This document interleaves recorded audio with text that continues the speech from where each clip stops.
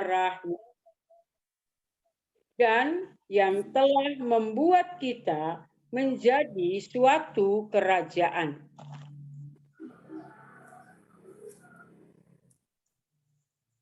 Haleluya.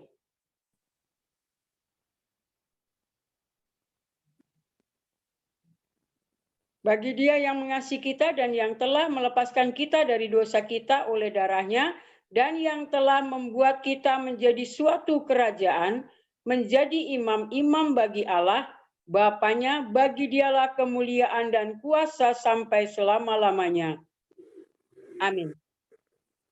Di ayat yang ke-7, lihatlah, Ia datang dengan awan-awan dan setiap mata akan melihat Dia, juga mereka yang telah menikam Dia, dan semua bangsa di bumi akan meratapi Dia. Ia.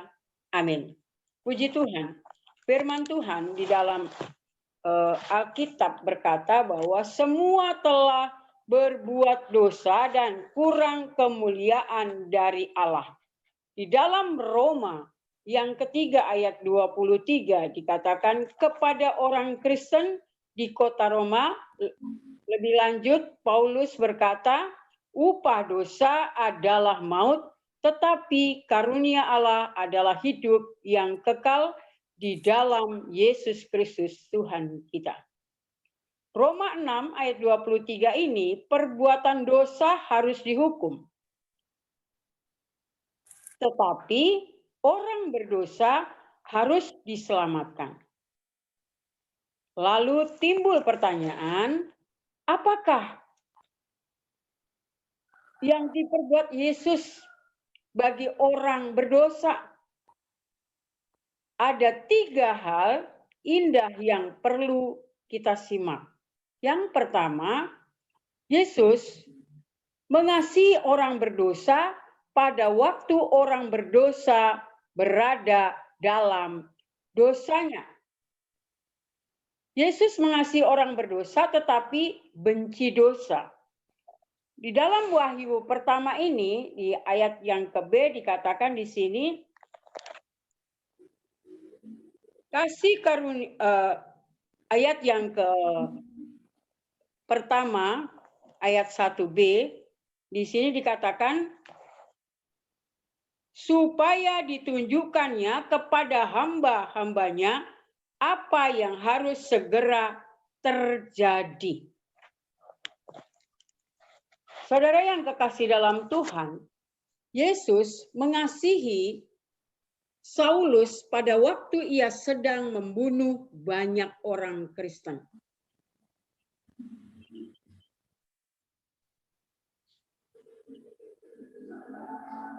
Di dalam Kisah Rasul yang ke-9 dikatakan di sini, ia rebah ke tanah dan kedengaranlah olehnya suatu suara yang berkata kepadanya, Saulus, Saulus, mengapakah engkau menganiaya aku? Ayat yang ke-5, jawab Saulus,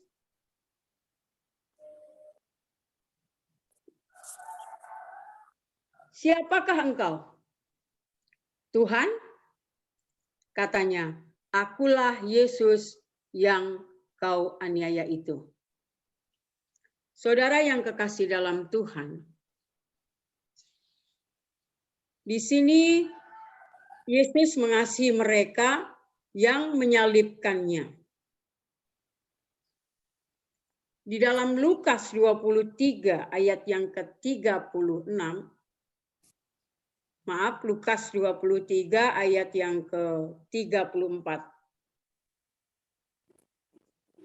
Yesus disalibkan.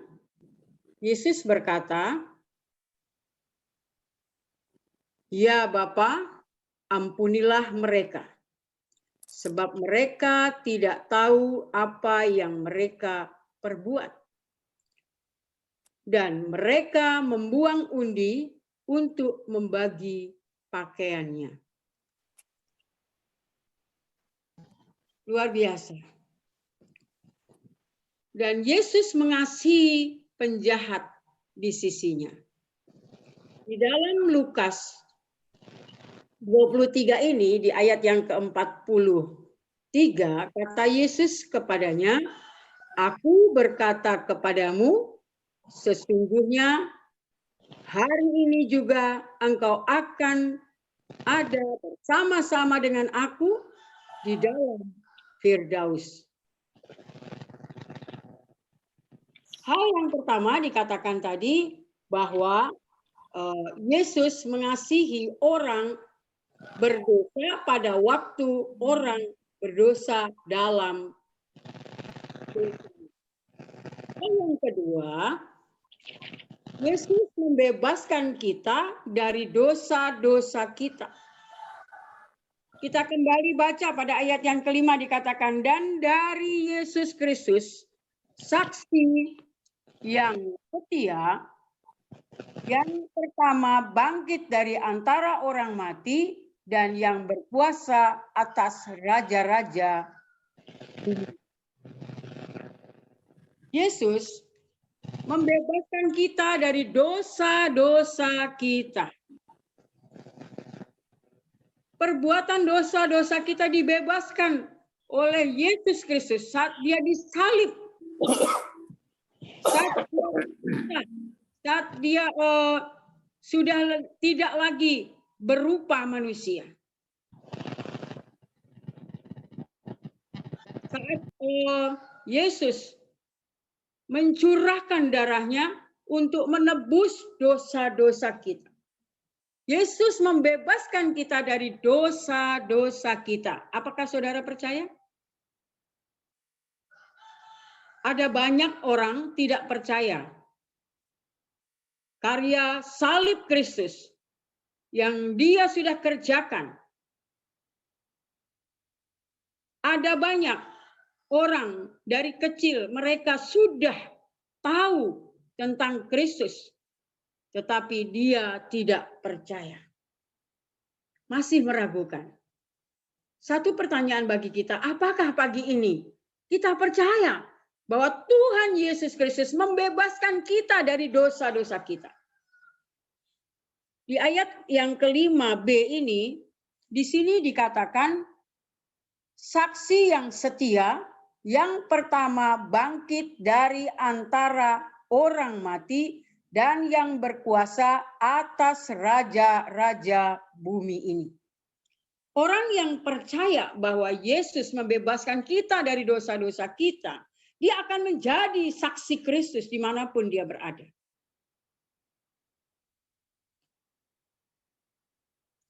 Dan di dalam Titus 2 ayat yang ke-14, Titus 2 ayat yang ke-14 di sini dikatakan, yang telah menyerahkan dirinya bagi kita untuk membebaskan kita dari segala kejahatan dan untuk menguduskan bagi dirinya suatu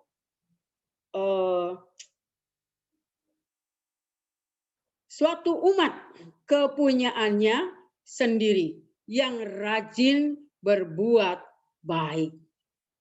Saudara, kalau kita menghargai akan karya Kristus, kita percaya bahwa Yesus membebaskan kita dari dosa-dosa kita, maka kita akan otomatis, saya katakan kita akan otomatis yang telah menyerahkan dirinya bagi kita, kita percaya bahwa Yesus mati di kayu salib untuk membebaskan kita dari segala kejahatan dan untuk menguduskan bagi dirinya suatu umat kepunyaannya sendiri yang rajin berbuat baik.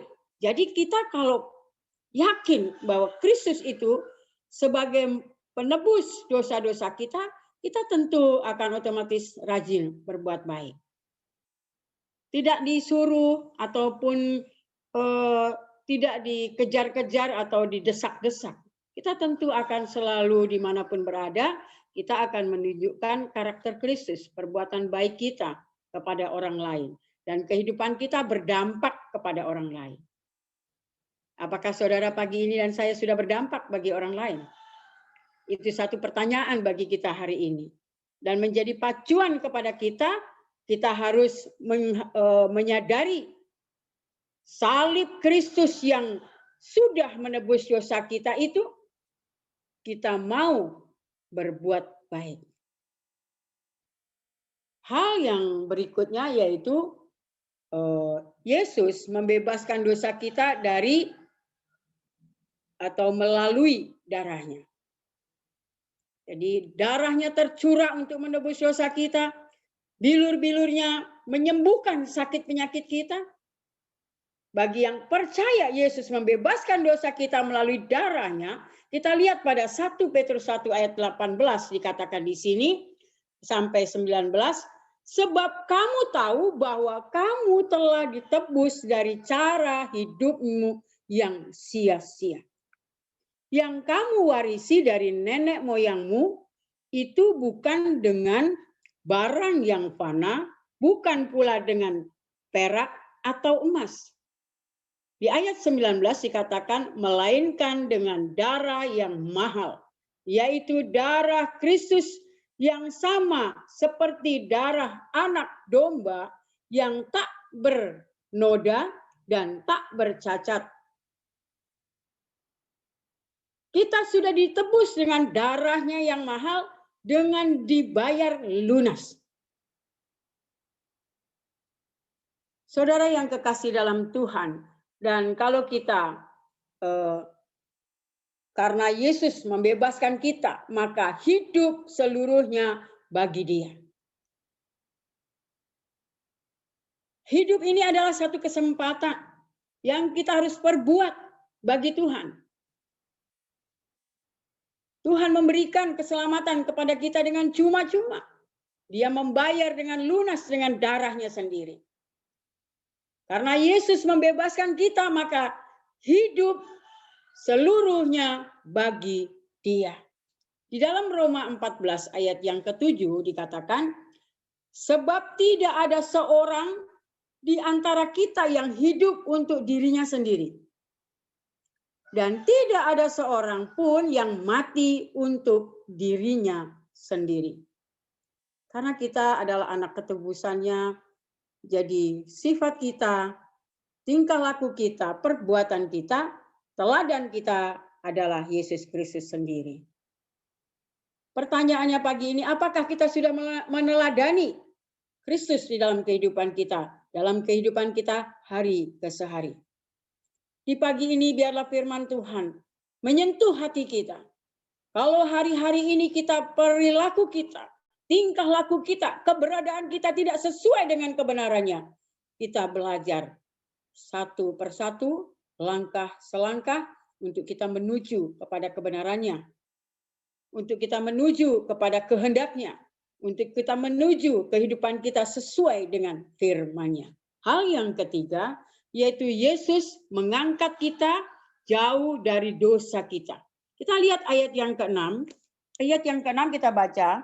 Dan yang telah membuat kita menjadi suatu kerajaan, menjadi imam-imam bagi Allah Bapanya, bagi Dialah kemuliaan dan kuasa sampai selama-lamanya. Amin. Saudara, Tuhan sudah memberikan yang terbaik bagi kita. Yesus mengasihi orang berdosa pada waktu orang berdosa berada dalam dosanya. Yesus juga membebaskan kita dari dosa-dosa kita. Dan hal yang ketiga, Yesus mengangkat kita jauh dari dosa kita. Di Wahyu pertama ayat yang ke-6 kita sudah baca, dan yang telah membuat kita menjadi suatu kerajaan, menjadi imam-imam bagi Allah Bapanya, bagi Dialah kemuliaan dan kuasa sampai selama-lamanya. Amin. Saudara,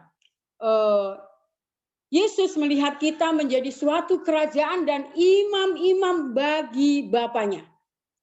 Jauh dari keadaan dosa kita. Di Wahyu 1 ayat 6 ini. Ia berbuat itu karena ia sendiri yang berjanji. Kalau kita lihat pada Yohanes 12 ayat 32. Dan aku, apabila aku ditinggalkan dari bumi, aku akan menarik semua orang datang kepadaku. Dimanapun Injil diberkati, ia mengangkat manusia dari kebinasaan kepada kemuliaan. Saudara, saat saya belum kenal dengan Tuhan, hidup saya ada di lumpur dosa, di ambang pintu kebinasaan. Tapi karena kasih Kristus yang sudah rela mati di kayu salib itu, Dia mengangkat saya dari lumpur dosa. Sehingga saya harus bersyukur.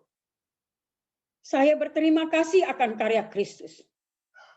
Seluruh keluarga saya, anak-anak saya dipanggil, dan saya memohon kepada Tuhan agar keluarga kami tidak hanya terpanggil tetapi menjadi yang terpilih oleh karya Kristus. Sekalipun di antara keluarga kami masih ada yang belum percaya kepada Tuhan, tapi saya sangat-sangat yakin kalau Tuhan mengasihi hidup saya, mengasihi suami saya, mengasihi anak saya, dan semua akan diselamatkan. Di dalam 2 Tesalonika 1 ayat yang ke-12 dikatakan, aku bersyukur kepada Dia karena Ia menganggap aku setia dan mempercayakan pelayanan ini kepadaku. Padahal saya ini tidak setia, tetapi Tuhan tetap setia. Dan Tuhan mempercayakan pelayanan kepada saya. Sekalipun di dalam saya melayani ada banyak kekurangan, ada banyak tidak pengertian, ada kebodohan. Tapi Tuhan terus mengasihi saya. Kalau saya baca di dalam 1 Tesalonika 1 ayat 12 ini, saya sungguh bersyukur kepada Dia, kepada Yesus Kristus yang sudah rela mati menebus dosa saya dan saudara. Karena Ia menganggap aku setia, saudara, dan mempercayakan pelayanan ini. Dan kalau pagi ini saya sudah bersama dengan saudara membaca kebenaran firman Tuhan, kita percaya bahwa firman yang sudah kita baca tidak pernah kembali dengan sia-sia. Sekalipun saya menyampaikannya dengan banyak kekurangan, banyak ketidakpengertian, tapi biarlah Roh Kudus yang menyirami, sehingga menumbuhkan dalam kehidupan kita, kita menyadari, kita mau berbuat baik, kita mau bersyukur kepada Tuhan. Dan biarlah Roh Kudus yang terus bekerja dalam kehidupan kita. Memimpin, membaharui, menghidupkan, mengubahkan, menasehati kita. Sehingga hidup kita berjalan sesuai dengan kehendak Tuhan. Kita menghargai karya Kristus itu. Dan biarlah pertanyaan yang menjadi tema kita, apakah yang dibuat Yesus bagi orang berdosa? Kita harus yakin, kita harus percaya bahwa Tuhan sudah menebus dosa kita. Amin. Mari kita bersatu dalam doa. Segala pujian syukur kami kepanjatkan kepadamu Bapa dalam surga. Bapa yang kami sembah, kami panggil di dalam nama Tuhan Yesus Kristus. Hamba sudah berhenti berbicara, tetapi hamba mohon kepadamu Bapa, biarlah firman yang sudah kami sama-sama baca dan dengar boleh termaterai dalam kehidupan kami, merema, mendarah daging, memimpin, membaharui kehidupan kami Tuhan. Kami boleh menghargai karya salib-Mu. Dan kami boleh yakin, kami percaya bahwa saat kami berdosa, Allah sudah menebus dosa kami. Hidup kami sudah dibaharui dari hari ke hari. Terpuji nama Tuhan yang besar. Di dalam nama-Mu saja Bapa, kami bersyukur dan kami berdoa. Haleluya. Amin. Saya kembalikan kepada yang bertugas. Baik, terima kasih buat Ibu PDM Marta Subaningsi.